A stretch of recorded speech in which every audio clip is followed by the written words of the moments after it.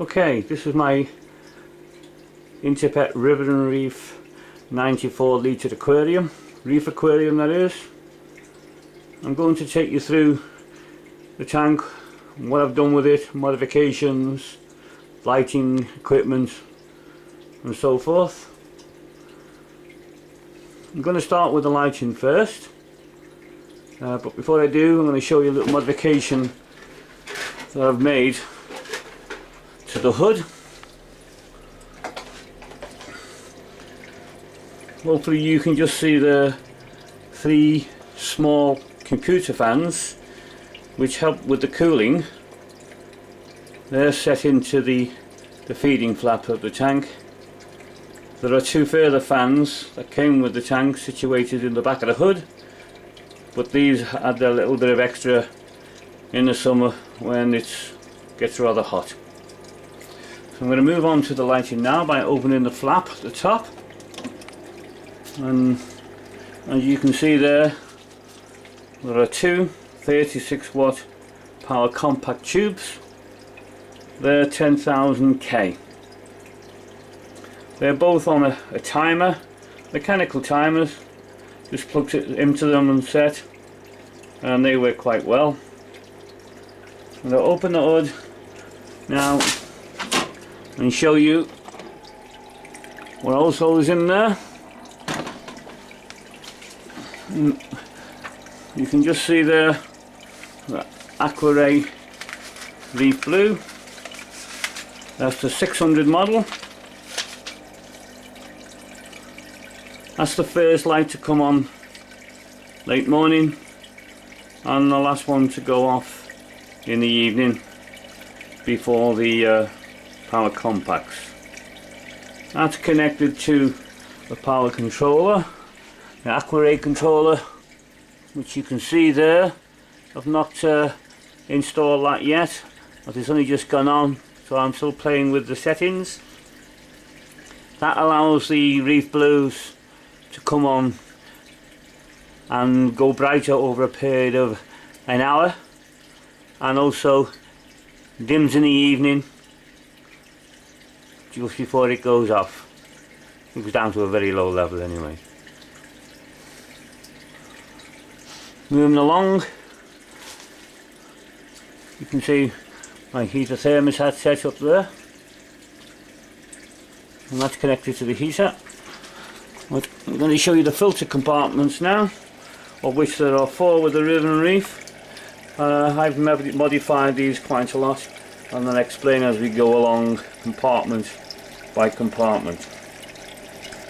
So in chamber 1 I've got a filter sock in there which houses a new jet 1000 pump, which is supplying a Phospham 150 reactor, which is housing some raw phos and carbon.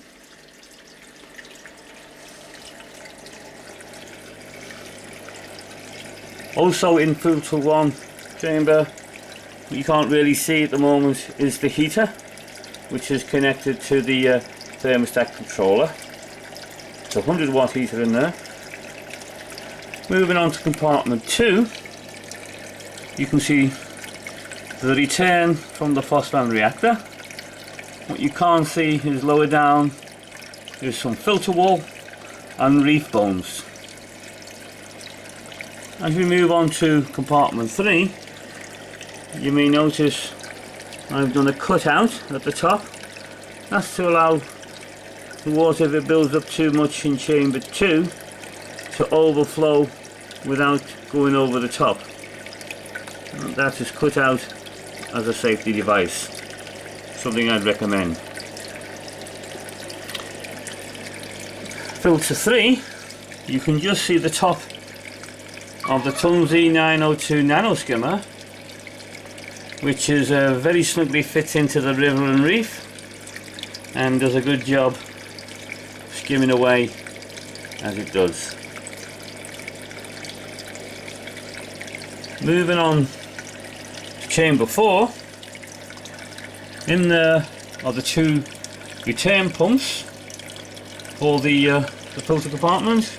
You can't see them, but on coming out of the top of the filter is connected to a MaxiJet 1200, and lower down there's a MaxiJet 750. Also, you will notice in the float switch, this is a new addition. This is my Reef float Neo Power automatic top up, and that is the float that controls the pump, which I'll show you in a moment. And you can also see the airline tube which brings the top up water into the aquarium when the float switches the pump on. I'll just take you down now to the reservoir, top up reservoir.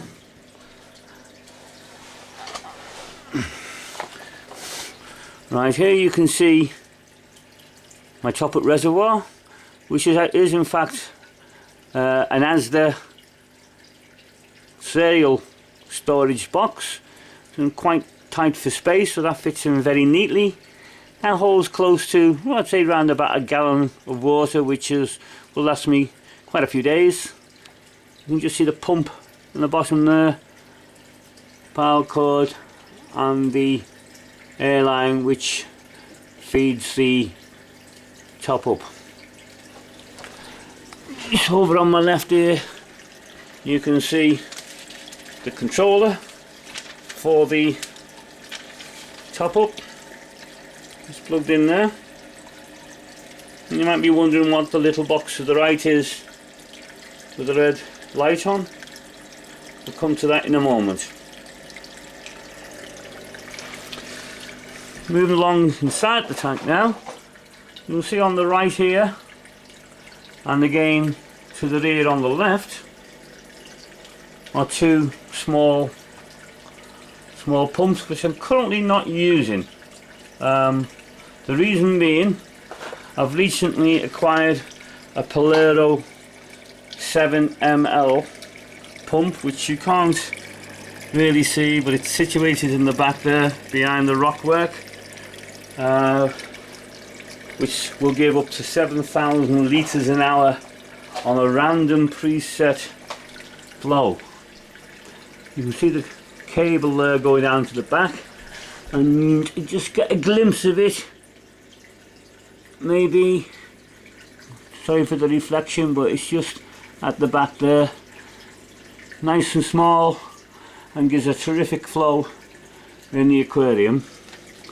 And that of course is the controller for it. You say random flow and random power, all preset. Down here we have a series of plugs and sockets, timer for the power compacts. Here we have another phosphon reactor which I'm in the process of setting up. I hope to have some biopearls in there which will reduce the nitrates and other compounds. And close the hood now, and I'll just do a general shot of the tank.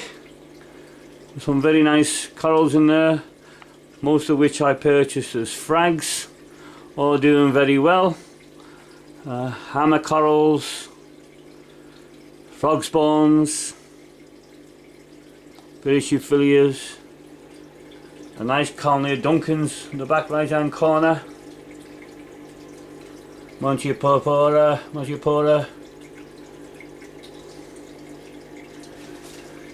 Maxi Mini anemone there, some nice red mushrooms, more mushrooms, zoanthids,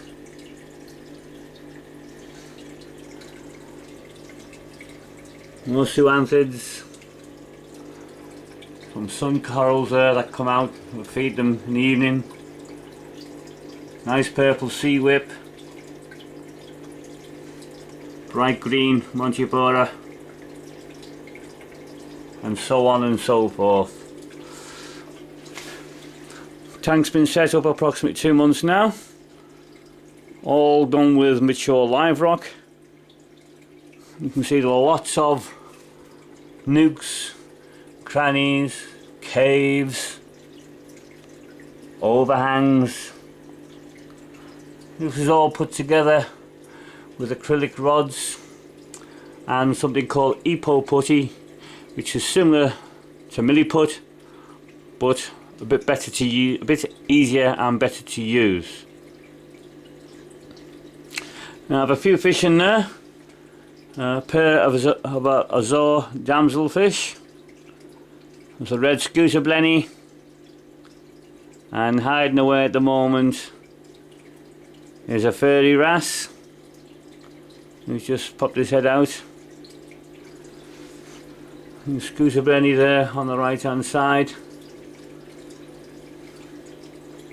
All seem to be doing very well indeed. Well, that's my aquarium. I hope you've enjoyed this little video and talk. Any questions, just ask. Thank you.